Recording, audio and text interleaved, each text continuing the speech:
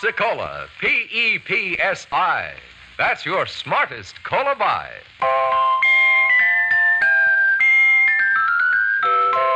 Pepsi-Cola presents Counterspy.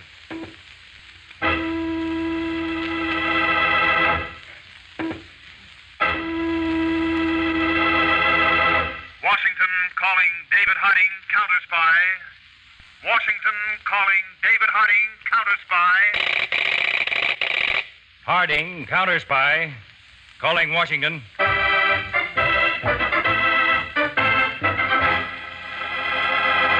United States Counterspies, especially appointed to investigate and combat the enemies of our country, both at home and abroad.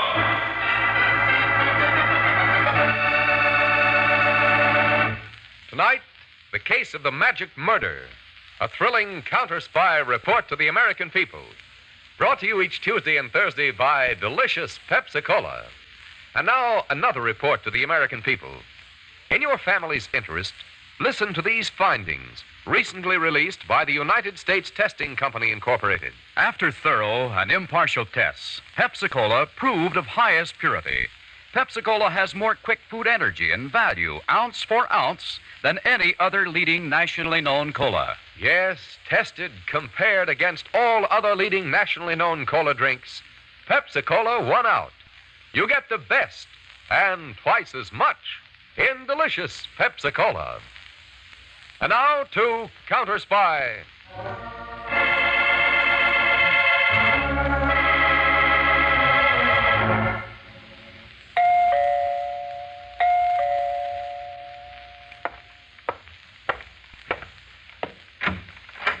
Oh, this would be Mr. Peters, would it not? Good evening, Professor Cabarrus. Good evening. I appreciate you seeing me this evening.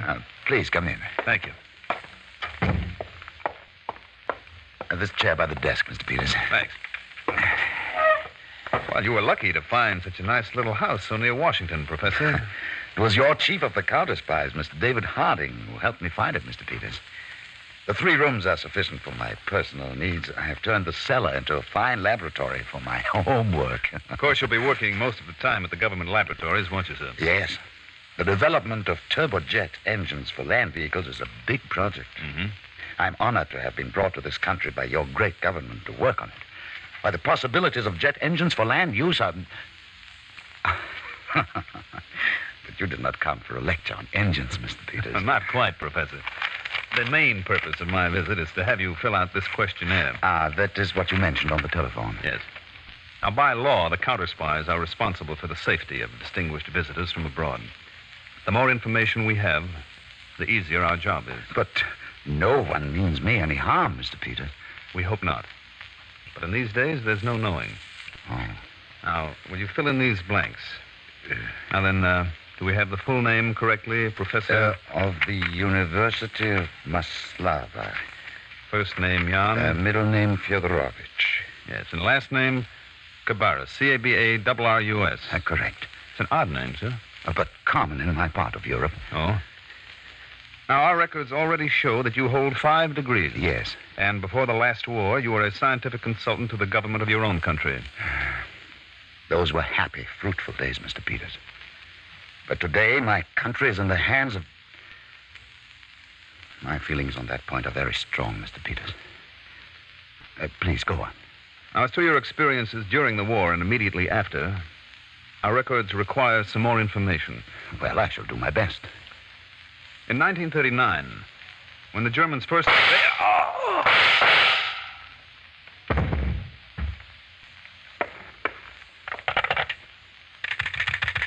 Operator, give me Counterspy headquarters at once.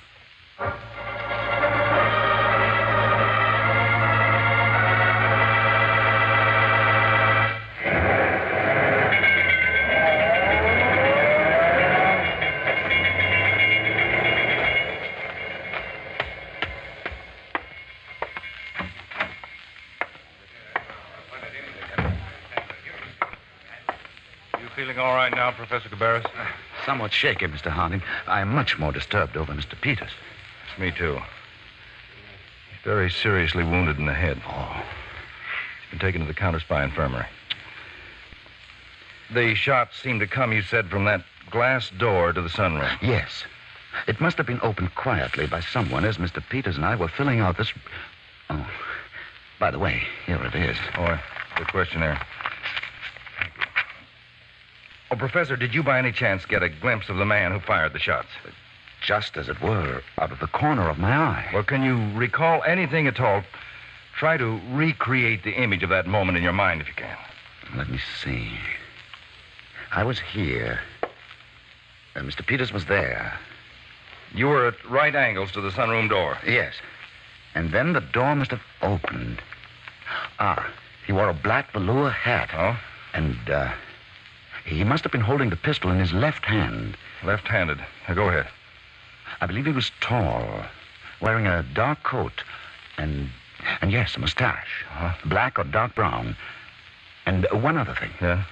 In my mind, the picture of that man is like death. Death. He seems like a skeleton. Sunken eyes, a thin face. I'm sorry, Mr. Harding. This may be all a waste of Beg time. your pardon, Mr. Harding. Oh, yes, Edwards. Did you and the boys find anything? Yes, sir. The attacker apparently entered the sunroom from outside the house. Cut out a square of glass above the lock on the door from outside into the sunroom. See. Professor Cabarrus, with your permission, my men will keep working here. We can't even tell now whether the shots were meant for you or for Mr. Peters. Edwards, bring all the data with you later. Yes, sir. I'm going to headquarters to see how Peters is.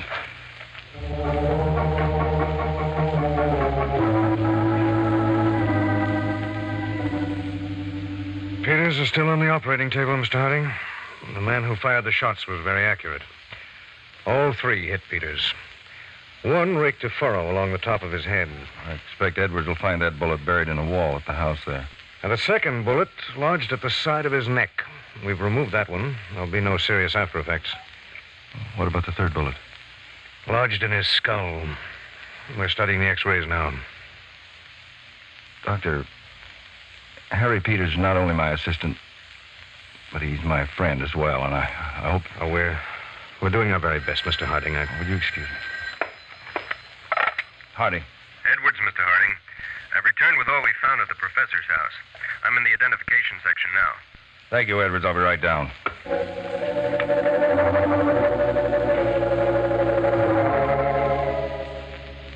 We couldn't find any trace of footprints around the house, Mr. Harding. The grass is all pretty well grown. Well, what about car tracks? Oh, no, sir. Well, then, let's add up what we know about the attacker. Now, that bullet you dug out of the wall... It's a 38 caliber, sir. From an automatic. All right. Man using a 38 caliber automatic. He fired at a distance of about 20 feet. In imperfect light. That suggests he's a good marksman for a gunman. If he was aiming at Peters. And we know he gained entrance to the house at the back through the sunroom by cutting out a square of glass above the door lock. Yeah. I guess then he reached inside and let himself in. This complicates the problem, Edward. It's a burglar's technique. It's not often you find a professional gunman who uses burglar techniques, or vice versa. All right, Edwards, let's get to work. Now, if you'll be good enough to handle the loudspeaker system to the floor below there. Identification. This is Edwards with Mr. Harding in the supervisor's booth. We've got an identification job. Electronic classifiers, stand by. First fact, gunman, 38 automatic. Gunman, 38 automatic.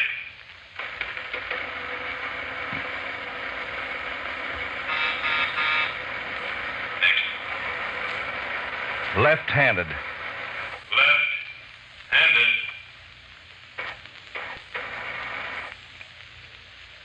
Next. Technique of entry by rear of establishment. Technique of entry by rear of establishment.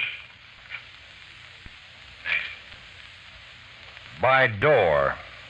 By cutting out glass. By door. By cutting out glass. Next. Appearance, mustache. Black or dark brown. Appearance, mustache, black or dark brown. Next.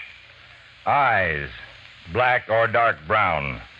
Eyes, black or dark brown. Those are the facts. Let her roll.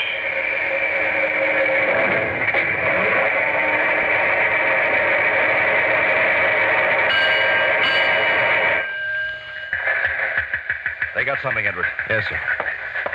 Man's coming up here to the booth on the teletype. Here you are, sir. Well. Outside wire, please. This is very strange, Edwards.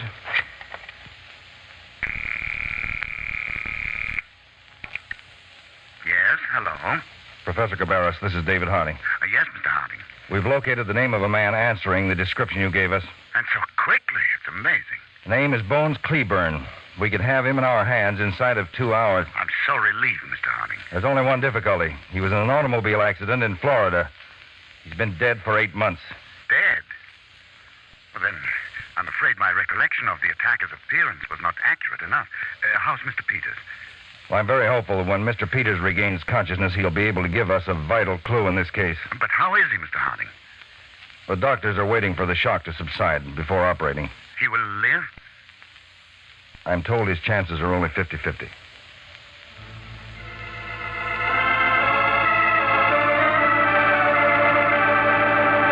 We just don't dare operate, Mr. Harding. We just don't dare.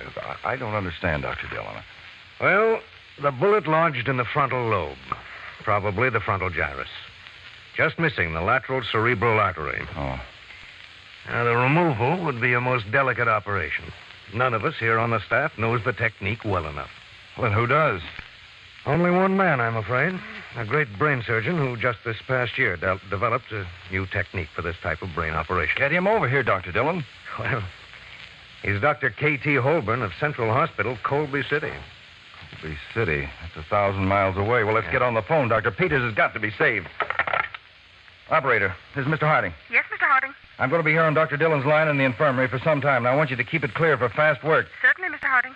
I want to place a call to Colby City, Central Hospital, Dr. K.T. Holborn. That's Holburn. Colby City, Central Hospital, Dr. K.T. Holborn. Right, and rush it.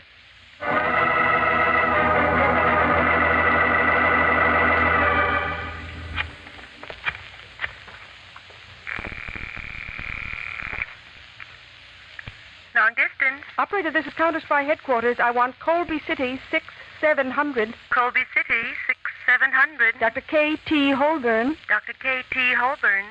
What is your number, please? Equator 1000. Will you hold the line, please?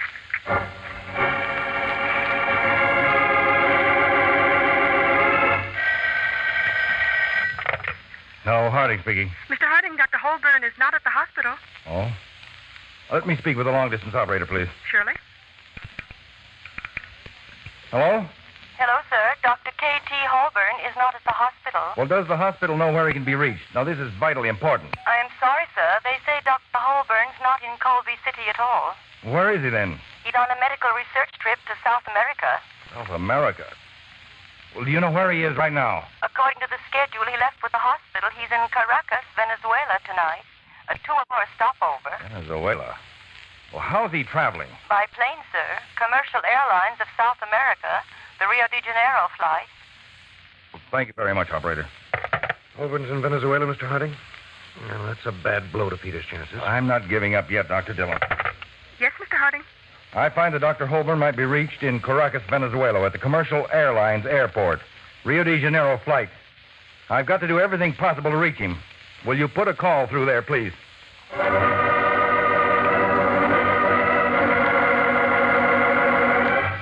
Hello, Miami. This is Washington, long distance. Will you give me your overseas operator? Overseas? Hello, overseas. The ticket. Washington, Equator 1000. Mr. David Harding, Counterspy headquarters, calling Dr. K.T. Holborn at Commercial Airlines Airport, Caracas, Venezuela. Washington, Equator 1000. Mr. David Harding, Counterspy headquarters, Calling Dr. K.T. Holborn, Commercial Airlines Airport, Caracas, Venezuela. Will you ring the number, Washington? Counterspy headquarters. This is the overseas operator. Let me speak to Mr. Harding, please. Harding speaking. On your call to Caracas, Venezuela, due to the number of calls already on hand, the next available time is tomorrow afternoon. Will that be satisfactory? Tomorrow afternoon, operator Dr. Holborn's a brain surgeon. We must reach him for an important operation. We'll try to complete your call as soon as possible.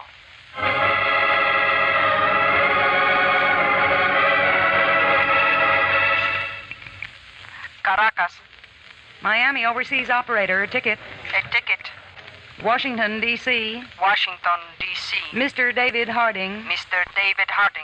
Calling Commercial Airlines Airport. Commercial Airlines Airport. Rio de Janeiro flight passengers. Rio de Janeiro flight passengers. Dr. K for Kenneth, a T for Thomas Holborn. Dr. K.T. Holborn. The call is wanted as soon as possible, Caracas. It's in connection with a surgical operation. We will hurry.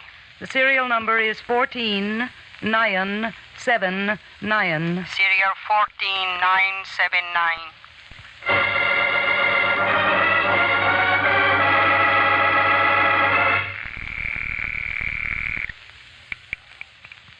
Commercial Airlines Airport. This is the overseas operator in Caracas. Mr. David Harding in Washington, D.C. is calling a passenger on your Rio de Janeiro flight, Dr. K.T. Holborn. Rio de Janeiro flight, it has not yet come in. What time is it due? It was delayed over the Caribbean by bad weather. It is due in 2 hours. We can give Dr. Holborn a message when the flight arrives. Please do so. Have him call the overseas operator. It is in connection with an important surgical operation.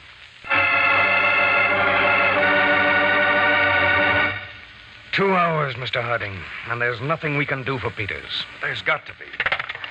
Yes, Mr. Harding. Connect me with the airport in Caracas, will you, please? Put the call through no matter what.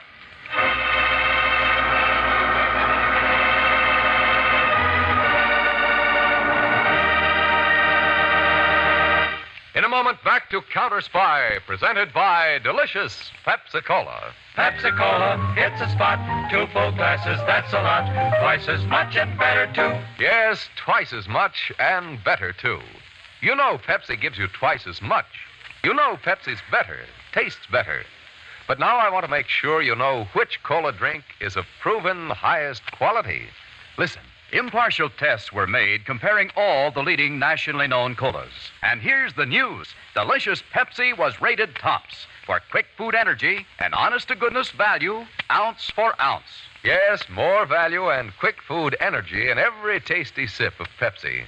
That's why Pepsi's so refreshing. Why you feel so good. Why you're on the beat. Why people call Pepsi their favorite treat. When the quality's proved tops and the taste is so delightful, so refreshing that you bubble and the quantity is double, say, is it any wonder Pepsi's America's big, big favorite? Insist on tasty Pepsi wherever you may be. At the fountain, say, Pepsi, please. At the stand, say, Pepsi, please. And at the store, get Pepsi in the money-saving carton of 6 big bottles. How about getting a carton tonight of delicious Pepsi-Cola? Delicious Pepsi-Cola, delicious Pepsi-Cola, delicious Pepsi-Cola, delicious Pepsi-Cola.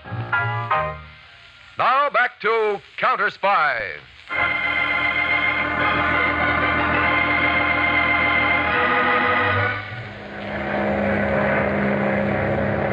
Caracas Airport to Flight 598.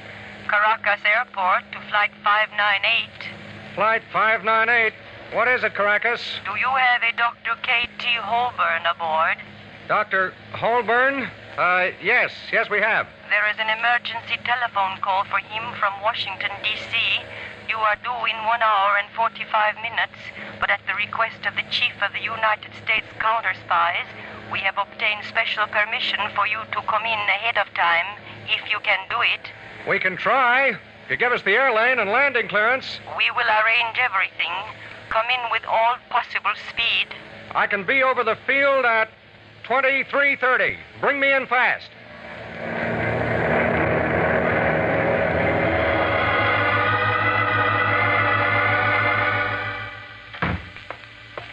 Doctor, how's Peters? Resting comfortably, but every minute counts.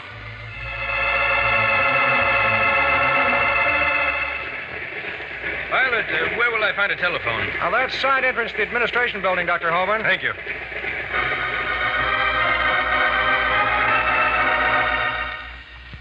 Overseas operator, Caracas. This is Dr. Holborn. I understand you have a call for me? Yes, sir. One moment, please. Overseas Miami, your call to Caracas, Venezuela. Washington, your call to Caracas. Equator 1000, your call to Venezuela. We are ready.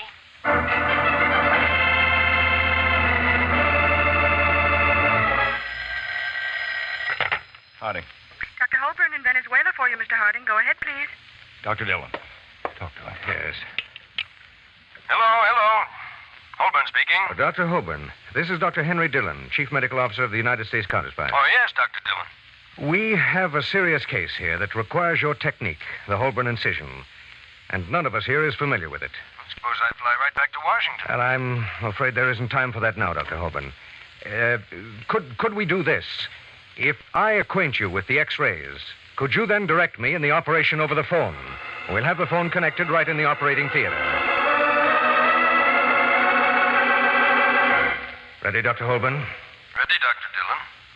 Anterior-posterior and lateral X-rays show the bullet to be midway between the third ventricle and the sella turcica, with the head of the bullet approximately 2 millimeters from the anterior aspect of the lateral ventricle. Well, then, make your incision starting at a point 35 millimeters from the zygomatic tubercle and 12 millimeters from the Terrian suture line, parallel to the superior temporal line and distal to the sphenoidal sinus. And distal to the sphenoidal sinus. Sphenoidal sinus. Lateral X-ray shows the nose of the slug to be 2 millimeters from the anterior aspect of the lateral ventricle. 2 millimeters. We then bring your incision up at a 45-degree angle towards the superior temporal line. Angle of incision. 45 degrees toward the superior temporal line. 45 degrees toward superior temporal line. Right. That next step, Holborn. Make the incision no more than 3 centimeters in length. Incision 3 centimeters. Right. Scalpel. Scalpel. All right, Holborn. I'm making the first incision.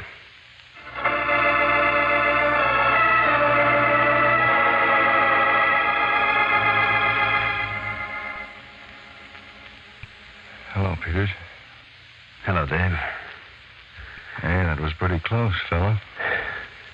The doc said you tore up the international phone Well, system. Peters, now the main thing is you're going to be all right now. Well, I may miss a couple of days, Chief. Yeah, it wouldn't surprise me. Well, I guess my time's up. Now, Dr. Dillon wasn't even going to let me in at all. Dave, about Professor Cabarrus. Huh? Did you get the questionnaire finished? Finished? Well, that was finished before the man opened the sunroom door and fired. Professor Cabarrus gave it to me.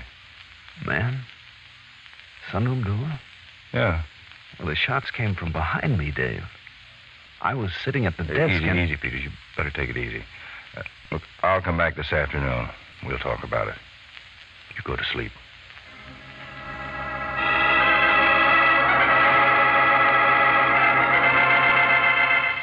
Well, Edwards, Professor Cabarrus isn't here, but we can work anyway. Yes, Mr. Harding. Now, Peters said that he was sitting here at the desk. I faced him right at the sunroom door. Professor Cabarrus said that that's where the attacker appeared. But Peters was looking right at the door and saw no one. And another thing, the 3 bullets that hit Peters hit him in the back of the head. That means then that the bullets came from behind him. And there's only the fireplace behind the desk. This one filing cabinet. Of course, when I spoke to Peters, he was still foggy from the operation and the anesthetic. Look out!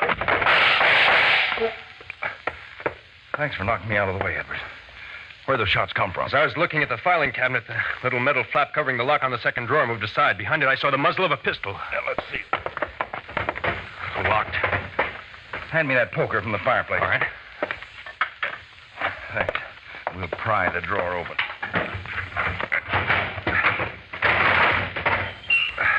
Automatic. What's that apparatus, Mr. Harding? It looks like a photoelectric cell. Yes, projecting a photoelectric beam across the chair at the desk. To actuate the firing of the automatic. But why didn't it go off the moment you sat down there? I can't tell offhand, but we may find it's a delayed action system taking maybe a minute. Mr. Harding. Oh, hello, Professor Cabarrus. Your man at the front door told me you gentlemen were here. I take it you've discovered, sir. The filing cabinet, Mr. Harding? An ingenious murder scheme to kill Peters while he sat at that desk. To kill Mr. Peters? Then he is dead? Somebody wanted him dead. Dreadful. Dreadful. Who could have used my house to try to murder him? I have only one suspicion, Professor. It was someone who wanted to conceal certain facts about himself. Edwards, that questionnaire, please. Yes, sir. Professor, you told me you and Peters had completed filling this out before the shots were fired, but Peters tells me you'd only reached item 7, just before the questions concerning your activities in Europe during the war. I'm sure Mr. Peters is mistaken, Mr. Harding. No, he's not, because this reveals the motive for the murder attempt. Peters might have asked pointed questions, and they would have shown that during the last war you were not in exile or in the underground, but in the pay of the very people you pretend to despise. Ridiculous, Mr. Harding. Not at all. But this morning I talked to our attachés in your capital, and these answers here are false. You gambled. Nobody would check them. You'd be safe to work on American scientific projects and steal vital information. Edward, search him. Yes, sir. Mr. Harding, I protest. You'll have every liberty to, in court, because I'm charging you now with the attempted murder of Harry Peters. I'm very happy to say you failed all around.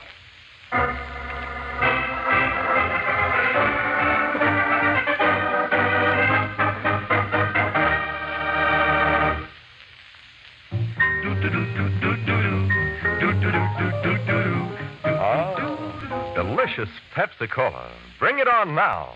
Enjoy that bubbling, tangy, tasty treat. Sure hits the spot.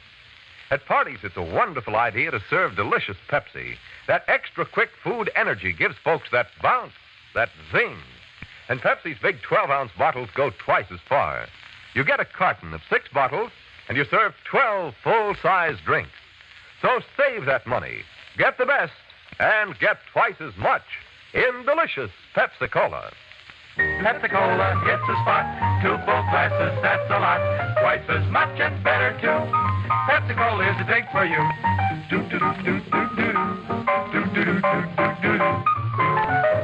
That's it, delicious Pepsi-Cola. Tune in every Tuesday and Thursday, same time, same station, to Counterspy.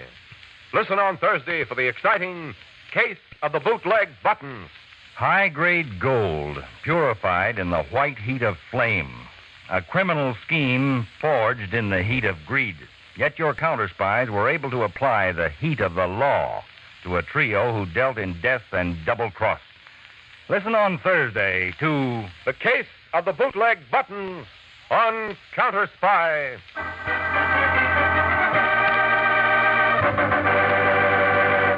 Tonight's Counterspy program originated in New York and was directed by Leonard L. Bass, dramatized by Paul Milton, and featured Don McLaughlin and Mandel Kramer with music by Jesse Crawford. This is Jay Jackson speaking. Counterspy is a Phillips H. Lord production for Pepsi-Cola. Enjoy some delicious Pepsi tonight.